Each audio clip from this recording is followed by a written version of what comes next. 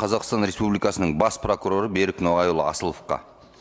Құрметті Берік Ноғайұлы, Президент Қасым-Жомарт Тоқаев жыл сайынғы халыққа жолдауында астын сызып тұрып айтатын тапсырмаларының бірегейі ол ашықтық пен әділеттілік. Бірақ сол мақсатты іске асыруға үкімет мүшелері мен өзге мемлекеттік органдар мардымсыз жұмыс жасап отырғанына күн сайын көзіміз жетеді. Парламент мәжілісі халықпен тікелей байланыста болғандықтан жұма сайын жұрттың арызын тыңдап, өтініштерін қабылдайды. Солардың басым көпшілігі белгілі бір ведомство басшысының қабылдауына кіру. Себебі өңірлердегі және алып мегаполистердегі шолақ белсенді орташа деңгейдегі қызметкерлердің өзін білемдікке салып заң бұзуы азаятын емес. Оған мысалымыз да, дәлеліміз де жетіп артылады. Бұған тоқтау қоятын бас прокуратура, жоғарғы сот пен министрлердің есігі халық келгенде бір ашылған емес. Бұл қалай? Естуші үкімет қағидатын ұстануды тапсырған мемлекет басшысының сөзі ескерілуге де татымағаны ма? Заң тілімен айтатын болсақ, Қазақстан Республикасының әкімшілік процессуалдық кодексінің 90 бабының 1 тармағына сәйкес мемлекеттік органдардың басшылары және олардың орынбасарлары тиісті мемлекеттік органның басшысы бекітетін қабылдау кестесіне сәйкес айына кемінде бір рет азаматтарды және заңды тұлғалардың өкілдерін, оның ішінде осы органдардың қызметкерлерін жеке қабылдауды жүргізуге міндетті.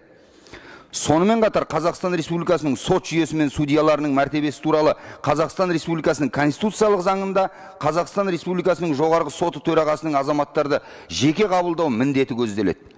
Өкініштісі сол, бұл заңдардың орындауда мемлекеттік органдар салғырттық танытып отыр.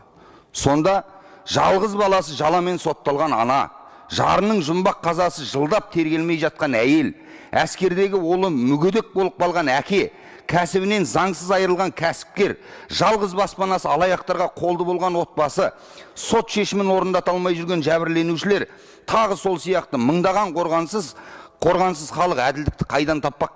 Білсеңіздер, айтыңыздаршы.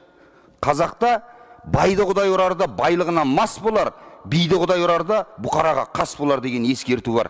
Халықтан қашпаңыздар. Жоғарыда айтылғанды ескере отырып, сіздерден аталған лауазымды тұлғалар мен халықтың арасында кедергісіз байланыс орнату жолдарын қарастыруларыңызды және азаматтардың арыздары сырғытпа жауап деңгейінде қалмауын қадағалау жүйесімен қамтамасыз етулеріңізді, тіпті болмаса депутаттардың ана есігі көрінбейтін кабинеттерге елдің өтінішін жеткізуге мүмкіндік беруіңізді Қазақстан Республикасы парламент мәжілісі регламентінің 11 тарау 149 тармағына сәйкес талап етемін. Еліміздегі азаматтардың заңды талаптарының орындалуын қамтамасыз ететін орган ретінде бас прокуратура тарапынан аталған мәселелерде табандылық танытуларыңызды сұраймыз. Әрбір арызданушының материалы мен оларға байланысты шыққан үкімдерін қоса жолдайтын боламын. Құрметпен Аманат партиясы депутаты Заитов.